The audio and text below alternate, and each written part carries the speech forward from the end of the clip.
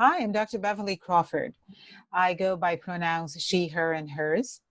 I am an associate professor in clinical dentistry in the Department of Preventive and Restorative Sciences at Penn Dental Medicine. I'm also a practicing general dentist, but more importantly, I am Director of Diversity and Inclusion.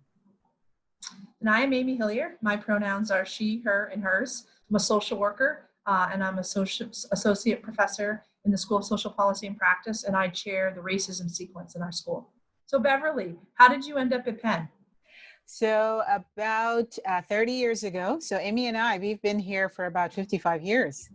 Together, yeah. About 30 years ago, my husband moved to Pennsylvania and I came along. And at the time, I was expecting our first daughter. So after our daughter was born, I wanted to practice, but I was new to the area. So I did not know where the dental offices were or what the population was like. So I figured if I taught at a dental school, I would meet all the dentists, most of the dentists in the area. And I will be able to get some knowledge about practicing locations that way. So I started teaching at Penn Dental Medicine. I'm originally from Guyana, which is in South America. And the only college, so since Guyana is mostly African American or Black people, the only college that I knew about because of my uncle and my grandfather was Howard University. Mm-hmm. So the idea of the Ivy League type of school situation was not something that I was familiar with. So when I came to Penn, I was basically just coming to another school. Little did I know, and now I'm a lot more informed and appreciate the legacy and the experience that's Penn. Yeah, being here is a big deal. And like I said, even though I'm frustrated frequently by the conservative nature of the institution and how hard it is to affect change, I feel like it's a great privilege, to be a teacher here. And I think we all suffer from imposter syndrome at some point of feeling that, oh, this great institution, we couldn't possibly belong. But I think after 30 years for you and 25 years for me, we can agree that we are no longer imposters. I graduated from Howard University, so I am actually a third generation dentist. My grandfather was a dentist, my uncle was a dentist, and I'm a dentist, and I'm currently working on the fourth generation. Obviously, unfortunately, it's not going to include any of my daughters, but I do have quite a few nieces and nephews that I'm hoping will take up the mantle and continue in general dentistry. Thanks. Yeah. So like you said, I've been at Penn for 25 years. I grew up in New Hampshire, and actually the state of New Hampshire has fewer people in the entire state than the city of Philadelphia. And I came to Penn to go do my graduate work, and to do my master's in social work, and a PhD to become a researcher. And I have been here ever since, in the School of Design, and now back in the School of Social Policy and Practice. When I first started, I fully expected that I would be a part-time faculty member with an emphasis on private practice. But the more I stayed, the more I realized that I enjoyed teaching and making contacts with the students.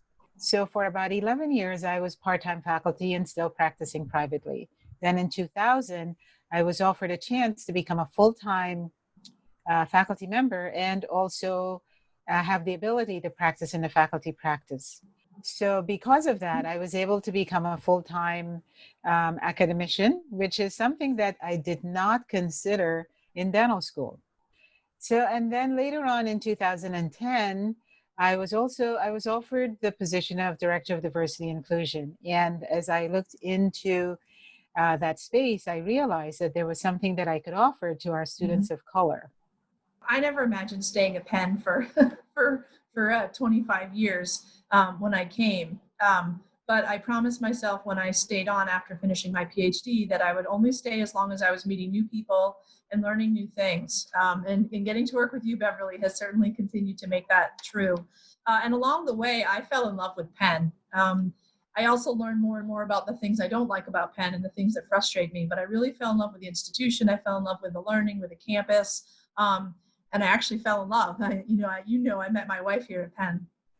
We have been talking about a course like this within the social work program for a while. And actually it was students, and particularly students of color, who just kept saying, we need more people of color here. We need more content, more curricula that talk about race and racism. We need to address white supremacy in this institution. And we need folks to come in with more background, ready to really learn and engage together. So I'm really grateful for all of them. So it's been the past year that we've been working specifically to develop this course, like I said, in response to the demand for the students. It just happened that we heard that you all at dental medicine were also doing some work around combating racism and inclusion. About 2 years ago, we had in place all the recruitment initiatives we needed, but what seemed to be missing and what seemed to be of concern to our students of color were issues of implicit bias with microaggressions and faculty and student interactions, and student interactions, and things of that nature. So we realized that we needed to learn a little bit more about what our students of color required in terms of support. So a year ago, we decided to have a survey about the humanistic culture and the learning at Penn. And out of that, we learned that our students were not interacting as professionally and as respectfully as they should. Yeah, and I think another message that's clear to me is while students of color had particular concerns, it was clear that everybody needs to do this work. Everybody needs the content. Faculty, staff, students needs the kind of content that we have in this course to be a better citizen at Penn and to be a better professional and to be a better human being. The Penn experience, and I'm going to speak from what the students have told me, because that to me is the most important part. What we learned is that even though students were here at Penn Dental Medicine in Philadelphia, practicing in the community, the attitude was, well, I don't really need to learn more about the community, because when I go back to my dad's or my aunt's, my uncle's practice, then I'm not going to see patients like these. My patients are going to be the patients that want the high-end type of treatment and things like that. So even though they were in the community, they weren't learning. So what they were doing is, even though our students were interacting into the community, because we have a rather robust community oral health program, they were in the community, they were practicing in the community, they were interacting with students in elementary schools. Our pipeline programs brought students from the community to Penn Dental Medicine. But our students looked at all these experiences as something they needed to do to graduate. When they left, they had no expectations of being in this type of community. So what we were teaching, they weren't learning. Yeah, and we want folks to come and engage with each other, with their peers in these programs, and we want folks to engage with Philadelphia. You know, beyond our individual schools, dental and SP2, we want folks to engage across campus. We want people to engage in the city because there's just amazing cultural, academic, intellectual, personal experiences to be had here. And that's one of the really brilliant parts about being at Penn. So you can see the outline that we have for the modules. There's a lot of content here. We've tried to select carefully. We really emphasize short videos and short readings. Some of this is going to be familiar for some of you. And if it is, then move more quickly through those parts. We're hoping that everybody will commit to at least 20 hours to engage with this content. You could spend much more, but we think 20 hours will give us a good start. So for me, what was important was that I was able to learn so much from Penn's history, things that I weren't aware of. When I started teaching, I came in at 8 and I left at 5 because I lived in the suburbs. And for me, the Philadelphia area was where I came for cultural activities. So even though I was at Penn and I was enjoying the Penn experience, I was not familiar with the history of Penn's relationship with the community. And I think it's very important for anyone attending the University of Pennsylvania to understand and take in and learn about Penn's experience with the Philadelphia community. I feel really strongly about the module on whiteness. And just to be clear, this is a module for white people because we have a lot of learning to do. And for too long and too often, we rely on people of color to teach us about racism and other forms of oppression. And this moment where we're battling COVID and all of the racial inequities that that's revealing, and police violence and the Black Lives Matter movement, all that's being revealed now. And it's not that this is new, it's that it's become undeniable, and it's in the public discourse. And so we invite white students to name whiteness, to own whiteness, and to do some of the hard work around seeing white privilege and white supremacy. Amy, Dr. Hillier is the first person who has said that to me. And to be perfectly honest, I was skeptical at first. I'm accustomed to saying to white people, to try to explain to them this type of racism, this type of discrimination, and everyone looks to the one African American or Black faculty member to create a space to talk to the students of color. And no one understands that the problem is not with the African American or the student or the persons of color. I just want to say, Beverly, thank you for your leadership at Dental and across campus. Too often we've relied on folks of color who do extra work. And let's be clear, you do extra work to do around here. And so that takes a toll. It takes a toll on people of color. We know that people of color at Penn, Penn can be a challenging environment. And so I want to, thank you for your leadership and continue to learn from you. But I also want to put it upon me and other white people to start doing more of our own work. And Amy, thank you for your honesty, for being in this space. I think it's very important, and I'm hoping that students looking at you would understand that this is a space that they have to occupy if we have to move forward.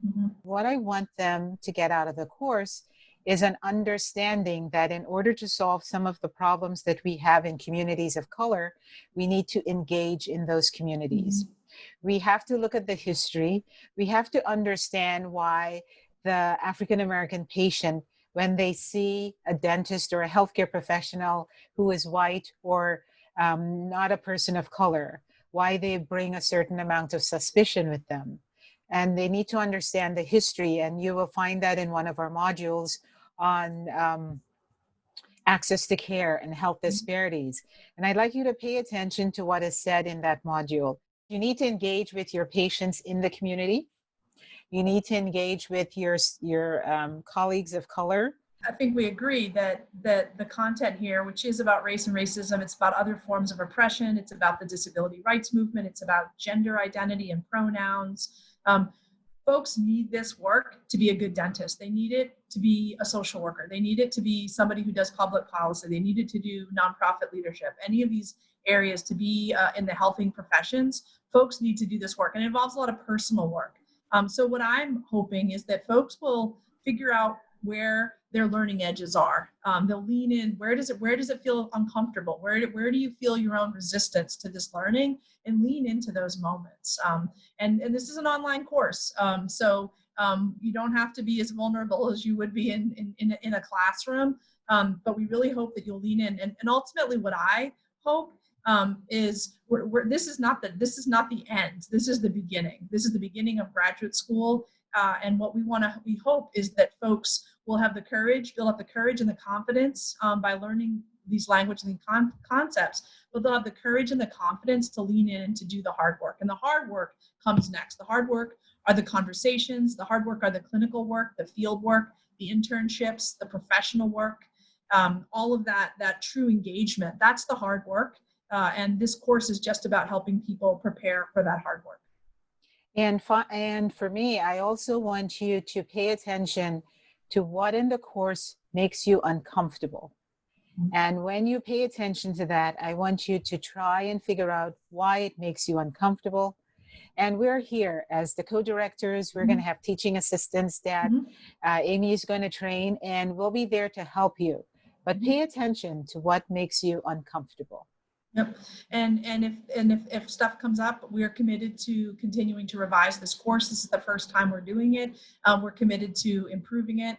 There will be a course evaluation, so we really welcome your feedback. You also can reach out to either of us or to the teaching assistant who's been assigned to you. Thanks, Beverly. It's been really great working on this with you. Absolutely. Amy, thank you for being in this space. And I hope that as this course continues, that we'll be able to include more information, more experiences, for the betterment of everyone at Penn, Mhm. to enjoy the Penn experience.